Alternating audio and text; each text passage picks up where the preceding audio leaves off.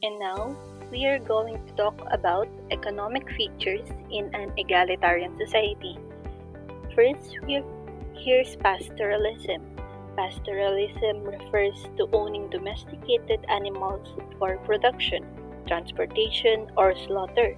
It is a mode of subsistence that involves raising domestic animals in grassland environments using herd and household mobility. Combined with nomadism, pastoralism has allowed humans to inhabit the world's vast dry lands. Now, for the second one is generosity. It refers to displaying kindness through throwing feast, giving a gift, self-search, depreciation, distributing resources or property among the group, and providing voluntary assistance in economic activities. It also involves giving to others not simply anything in abundance, but rather giving those things that are good for others. Lastly is the technology. Technology refers to proficiency in specialized manufacturing of tools or functional products. Technology is the application of scientific knowledge, the practical aims of human life, or as it's sometimes phrased, to the change and manipulation of the human environment, as well as displaying superior mechanical skills. Now, hunting, it refers to demonstrated competence in hunting by providing protein from the wild game for distribution. It is the activity of hunting wild animals or game, especially for food or sport. Next is exchange. It refers to maintaining exchange relationships with kin, friends, or allies, and formal gift giving between families during visits, and maintaining debts stored through property loans and success in trading. Lastly is wealth. It refers to culturally specific luxury goods such as rare or liquidated assets through travel or trade, owning a high quality dwelling, owning symbolically or economically valued items, or slave ownership.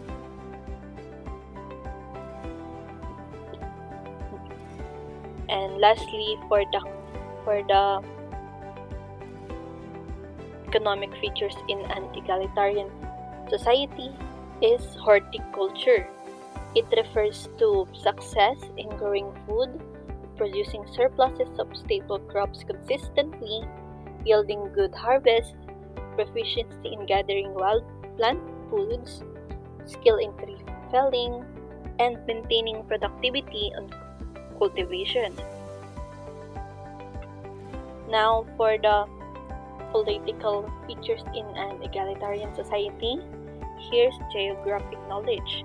It refers to knowing the homeland well, being able to predict or identify resources, traveling to foreign land, pioneering new territory, processing knowledge of outside world, traveling in dangerous, in life-threatening conditions successfully, the ability to influence outsider for group interests, and maintaining or establishing intergroup political relations.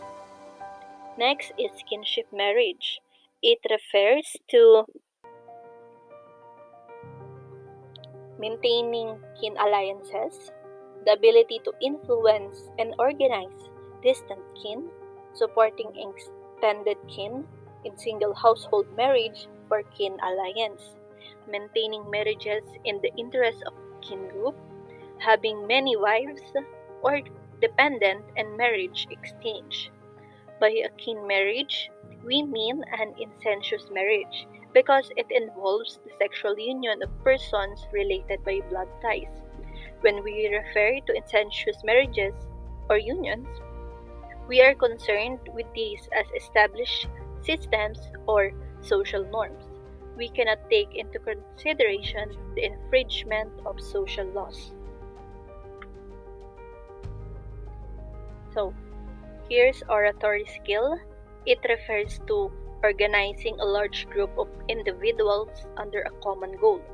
It is the ability to clearly and eloquently communicate to a crowd, or oratory rather. Skill is an art of public speaking, especially formally and eloquently. It is the process of or act of performing a speech to a live audience, which is commonly understood as formal, face-to-face speaking to a single person to a group of listeners. Next is dispute settlement. It refers to the ability to resolve conflicts, including mining and comedy, to dispute tension. Dispute resolution or dispute settlement is the process of resolving disputes between parties. The term dispute resolution is sometimes used interchangeably with conflict resolution, although conflicts are generally more deep-rooted and lengthy than disputes. Lastly is the warfare. It refers to being a natural leader in battle, displaying courage, successfully killing enemies, demonstrating a willingness to go to war, and returning alive.